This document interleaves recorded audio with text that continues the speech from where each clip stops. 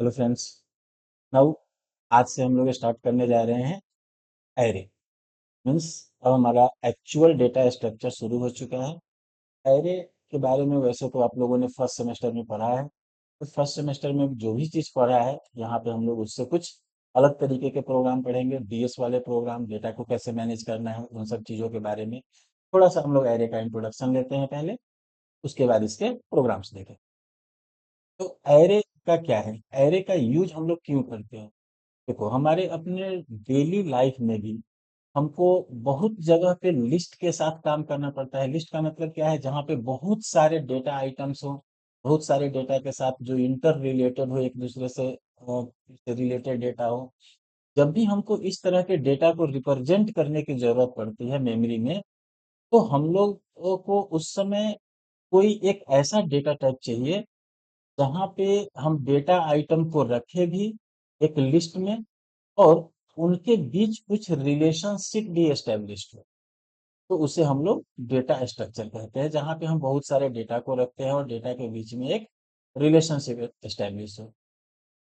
अब रिलेशनशिप किस तरह का है, according to nature of relationship data structure को हम लोग स्टैटिक या डायनेमिक बनाते हैं।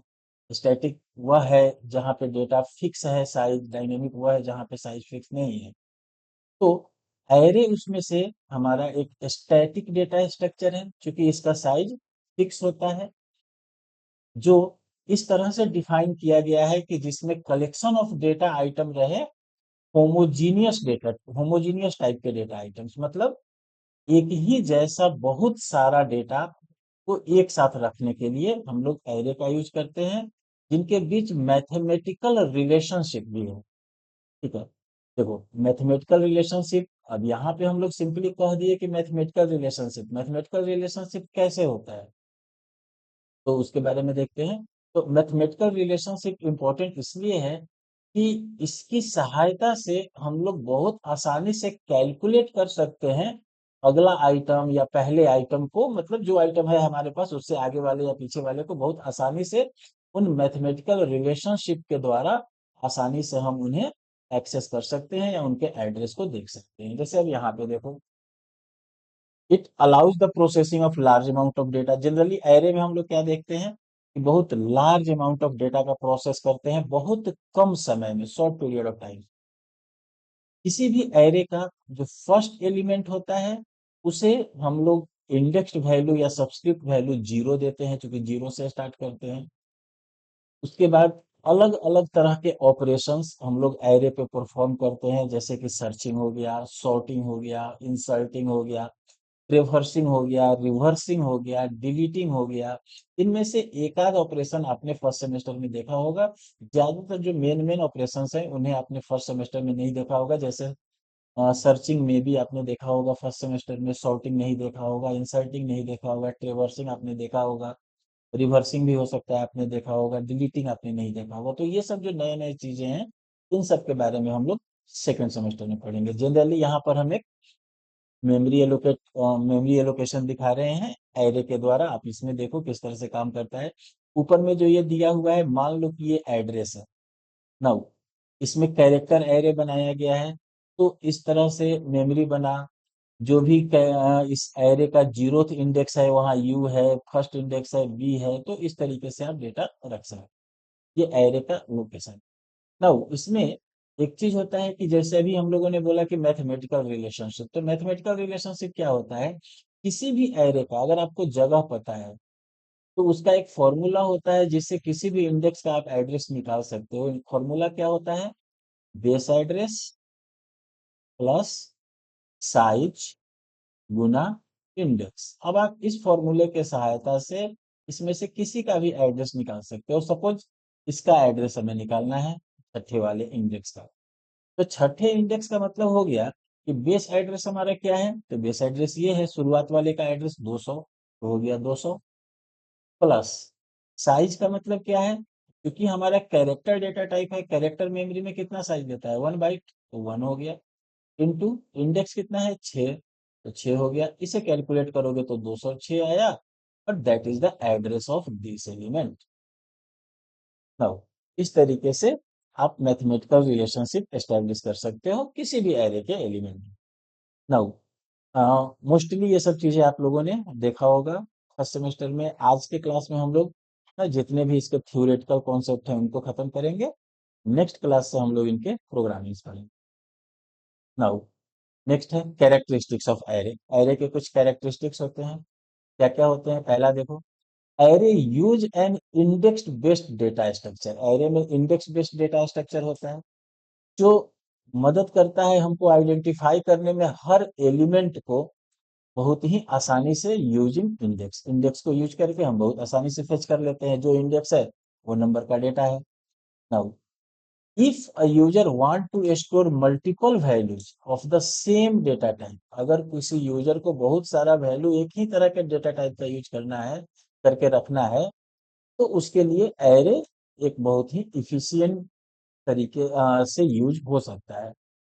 Now an array can also handle complex data structure. Array का यूज करके भी हम कॉम्प्लेक्स डेटा स्ट्रक्चर का भी हैंडलिंग कर सकते हैं, क्योंकि हमारे पास 2 डायमेंशनल एरे भी होता है, 3 डायमेंशनल भी, 4 डायमेंशनल भी, मल्टी डायमेंशनल एरे भी होता है। Now array is also use to implement other data structure. Array का यूज करके हम दूसरे डेटा स्ट्रक्चर्स का भी इम्प्लीमेंटेशन कर सकते हैं, जैसे स्टैक बना सकते हैं, क्यू बना सकते हैं, हीप बना सकते हैं, हैश टेबल बना सकते हैं, etc। अच्छा, जो सर्चिंग का प्रोसेस होता है एरे में, वह भी बहुत आसानी से हो जाता है। मतलब अगर सर्च करना हो तो सीधा इंडेक्स के सहायता से लूप चलाएंगे और आसानी से आप डेटा एलिमेंट फाइंड कर लो। ऑपरेशंस क्या क्या होते हैं? एरे में क्या क्या ऑपरेशन हम लोग परफॉर्म करते हैं? तो पहला है इनिशियलाइजेशन। इनिशियलाइजेशन का मतलब क्या होगा कि एरे जब हम डिक्लेयर किए उसके बाद उसमें पहले से कोई वैल्यू डाला, दैट इज इनिशियलाइजेशन। तो वो कर सकते हैं बहुत ही आसानी से। उसके बाद एक्सेसिंग एलिमेंट्स। आप एरे के किसी भी एलिमेंट को बहुत ही आसानी से एक्सेस कर सकते हो, क्योंकि जीरो से उनका इंडेक्स स्टार्ट होता है।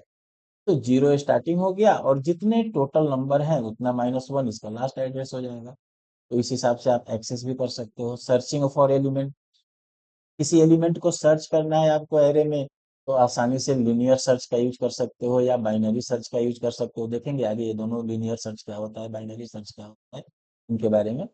उसके बाद सॉर्टिंग एलिमेंट, एलिमेंट को सॉर्ट करना हो असेंडिंग या डिसेंडिंग ऑर्डर में, तो उसके लिए भी हमारे पास बहुत सारे एल्गोरिदम होते हैं, जैसे बबल सॉर्ट हो गया, सिलेक्शन सॉर्ट हो गया, इंसर्शन सॉर्ट हो गया, क्विक सॉर्ट हो गया। इन सब के बारे में भी आगे हम लोग डिटेल में डिस्कस करेंगे। तो ये सारे हो गए हमारे ऑपरेशंस जो परफॉर्म होते हैं एरे पर। ना इसके अलावा और भी कुछ ऑपरेशंस है, जैसे इंसर्टिंग एलिमेंट। मान लो हमारा एरे का साइज बहुत बड़ा है, अब उसमें हमको एक एक एरे इंसर्ट करना है, तो किस जगह पे होगा, कैसे होगा, ये सारा काम एक स्पेसिफिक लोकेशन पे इंसर्ट करना। तो ये सब बहुत आसानी से आप कर सकते हो। हालांकि थोड़ा सा ये टाइम कंज्यूमिंग होता है, बिकॉज मेरे पास अगर 10 एलिमेंट पहले से हैं और पहले पोजीशन पे कोई डेटा ऐड करना है, तो बाकी डेटा को शिफ्ट करना होगा नीचे, तो थोड़ा सा टाइम कंज्यूमिंग हो सकता है। अगेन डिलीटिंग एलिमेंट, सिमिलरली वही कहानी है। एलिमेंट डिलीट भी कर सकते हो आप आसानी से एरे में, लेकिन अगर किसी एरे का सबसे पहला डाटा ही डिलीट करना है तो नीचे वाले सबको ऊपर घस करना पड़ेगी। अपडेटिंग एलिमेंट, किसी पार्टिकुलर डेटा को अपडेट करना हो, चेंज करना हो। रिवर्सिंग एलिमेंट, पूरा का पूरा एलिमेंट हमको प्रिंट करना हो, जितने भी एरे में एलिमेंट्स हैं सबको प्रिंट करना हो पहले से लेकर अंतिम तक, तो इसे हम लोग रिवर्सिंग एलिमेंट्स कहते हैं।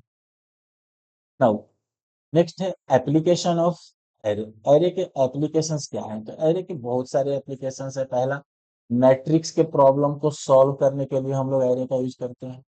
किसी भी मैट्रिक्स का प्रॉब्लम है तो मैट्रिक्स के प्रॉब्लम को यूज करने के लिए डबल डायमेंशन एरे का यूज करते हैं खासकर। डेटाबेसेस के जो रिकॉर्ड्स होते हैं उनको भी आप एरे के द्वारा इंप्लीमेंट कर सकते हैं। उसके बाद सॉर्टिंग एल्गोरिदम बहुत आसानी से आप इंप्लीमेंट कर सकते हो इसमें। इसमें अदर डेटा स्ट्रक्चर्स बना सकते हो, जैसे स्टैक हो गया, क्यू हो गया, हीप हो गया, हैश टेबल हो गया, etc। ट्री नहीं बना सकते हैं, ठीक है। नाउ वैसे ट्री भी बना सकते हैं बहुत हद तक, लेकिन अगर बाइनरी ट्री रहे तब, लेकिन उसमें थोड़ा प्रॉब्लम आता है, इशूज आता है। नाउ इशूज नहीं, थोड़ा कॉम्प्लेक्सिटी बढ़ जाता है। An array can be use for CPU scheduling. Array का यूज हम लोग सीपीयू शेड्यूलिंग के लिए करते हैं। अब ये सीपीयू शेड्यूलिंग क्या होता है? ऑपरेटिंग सिस्टम का कुछ चीज है जिसकी सहायता से सीपीयू हमारे, जब हम एक साथ एक से ज्यादा प्रोसेस एग्जीक्यूट कराते हैं, तो उनको शेड्यूल करता है कि कौन सा काम पहले होगा, कौन सा बाद में होगा। Can be applied as lookup table in computer. Computer के लुकअप टेबल में अप्लाई किया जा सकता है कि जैसे कौन कौन से वैल्यू हमने देख लिया, कौन कौन से वैल्यू को चेक करना है, इनके लिए। एरे का यूज हम लोग स्पीच प्रोसेसिंग में भी कर सकते हैं, जहाँ पे every speech signals is an array. जितने भी स्पीच के सिग्नल्स हैं, वो सब एक एरे की तरह यूज होते हैं। मतलब एक एक एरे में डेटा उसको रख के और उन सिग्नल्स को यूज करता है। तो इस तरह से आप एरे का यूज कर सकते हो यहाँ पे भी। तो ये सारे आपके एप्लीकेशंस हैं। उसके बाद कुछ और भी एप्लीकेशंस हैं, जैसे the screen of the computer is also displayed by an array where we use the multi dimensional array. पूरे स्क्रीन को भी हम मल्टी डायमेंशनल एरे की सहायता से दर्शा सकते हैं। उसके बाद array is used in many management system, like library में यूज कर सकते हो, स्टूडेंट्स का यूज कर सकते हो, पार्लियामेंट में यूज कर सकते हो। जहां पे भी कलेक्शन ऑफ डेटा स्टोर करना है, हर जगह एरे का यूज कर सकते हैं। एरे का यूज हम लोग ऑनलाइन बुकिंग सिस्टम में कर सकते हैं, कॉन्टैक्ट्स ऑन सेल फोन में कर सकते हैं। अ, चूंकि जैसे अब टिकट बुकिंग में भी होता है ना कि एक टिकट में बहुत सारे लोगों का बुक होता है, तो सेल फोन में भी हम एक आदमी के पास बहुत सारे नंबर्स होते हैं, तो उन तरीके से आप यूज कर सकते हो।